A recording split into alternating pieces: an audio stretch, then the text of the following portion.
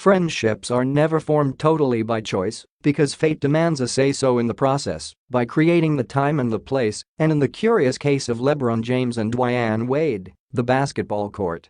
It was in Chicago, June of 2003, site of the NBA's annual draft combine, the meat market for young players gathered to someday change the game, when Wade and LeBron had each other at wassup.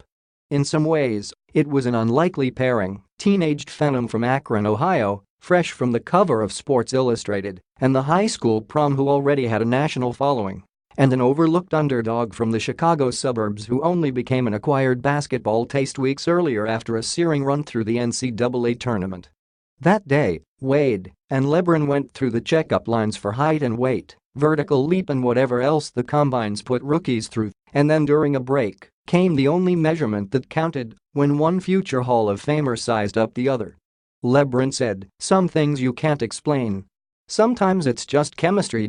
Wade said, "When you're young and coming into the league, you find guys you have something in common with, then you continue to link, and that's what we did. It's organic how we've built this friendship." Some 15 years later, the bond will endure, likely forever. The basketball part, however, ends Monday night, Tuesday, PHL time, after the game when Wade, who's calling it a career after the season, peels off his sweat-soaked Heat jersey and swaps it for a Laker top belonging to LeBron. It might qualify as the best trade of the NBA season, or at least the most emotional. "It's sweet and sour," said LeBron, anticipating the moment at Staples Center. "The sweet part about it is I've always loved being on the same floor with my brother. And the sour part about it is that this is our last time sharing the same court. Brother. How many folks with different blood can call each other that? True friendship is answering the phone at 3 a.m. instead of letting it ring and reaching for the tab with longer arms, and above all, becoming a mattress when the other guy falls." Those tests were aced throughout the LeBron-Wade bromance that stretched through 2 Olympic teams, 4 years in Miami, 2 NBA championships, and even 46 games in Cleveland together, but of course was always put on hold whenever they were on opposite benches. This is best placed into proper context by Gabrielle Union, the actress and wife of Wade, who says ever so delicately about her husband in those friend versus friend moments, "He wants to kill him. Drop 3 balls on him."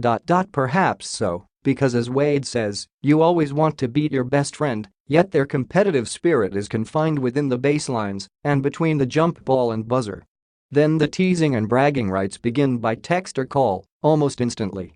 This arrangement irked the old-school basketball culture, long cringing at the chummy ways of a new generation, believing that most, if not all interaction should cease until the off-season, or even better, when careers are done.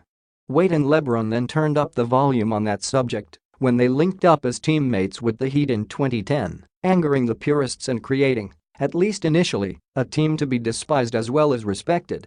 Not that Wade and LeBron regret that experience at all, or the noise that followed. This was, as Union observed, far bigger than basketball. The chance to be neighbors and watch their kids grow up together and celebrate championships on South Beach until well past sunrise was a priceless part of the bonding process, something neither will be able to duplicate as they begin a new phase of their relationship.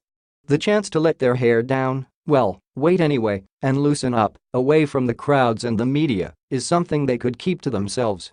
Although, Wade spilled a few friendship secrets the other day, with an oh my god and a roll of the eyes.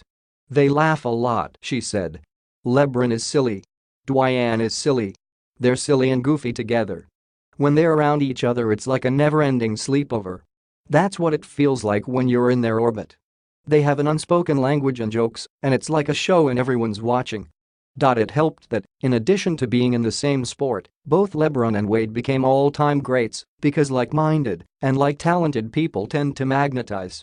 It was LeBron who collected MVP awards and a huge social media flock at first, then Wade followed up by winning a championship first, and this created a mutual respect for each other's abilities. It also allowed them to walk through the same exclusive doors together, for example, making a pair of Olympic teams and a batch of All-Star games, therefore putting them in close company even before the Heat experience. From those moments, a relationship tightened. And when life threw airballs in their direction, one was there to help the other. "When I was going through the custody of my kids and that battle, he was someone I talked to constantly and told him what I was going through," said Wade. And vice versa, when he was going through things family-wise, I could talk to him and try to relate. You lean on guys who have similar stories and have gone through similar things in their lives to help with advice or just be there to listen. Curiously, one of their few awkward moments happened when they became teammates in Miami initially. The transition, Wade admitted, was friction-free, but not totally smooth. Superstars have egos. Adjustments were needed and were done, and this was made possible by LeBron's game, which is built on unselfish play.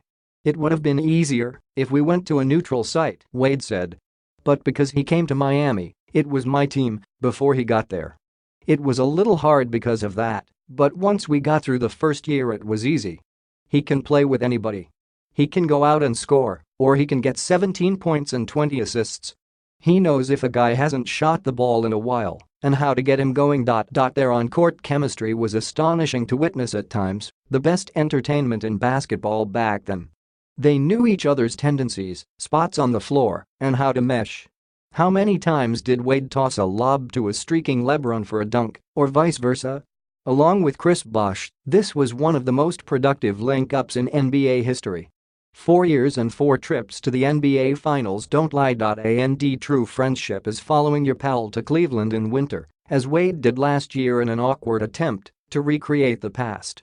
To this, Wade shook his head and laughed. Yeah, you right about that. While Wade is putting a bow on this retirement season, he marvels at his friend's staying power and salutes LeBron's decision to sign up with the Lakers and take on Los Angeles. I think it's great, something he wanted to do, Wade said. For a player to be able to map out his career the way he has been able to do, he's doing it his way. This is the way he wanted to end it here in LA, on and off the court. His career is not over, but this is the last layer of his career. And LeBron, reflecting on Wade's NBA imprint, said, Wade has definitely had a Villuva career, obviously.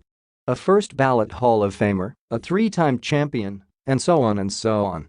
I mean, it speaks for itself. But what he's done for that franchise and what he's done for that community since he's been drafted has been a pretty good story. This is curious timing, how the NBA schedule has Wade making his last trip to Los Angeles and against LeBron not long after Wade and Union, who have a home in L.A., recently welcomed a newborn daughter. The families spent Sunday, Monday, PHL time, together at the baby shower, then the farewell game tips 24 hours later.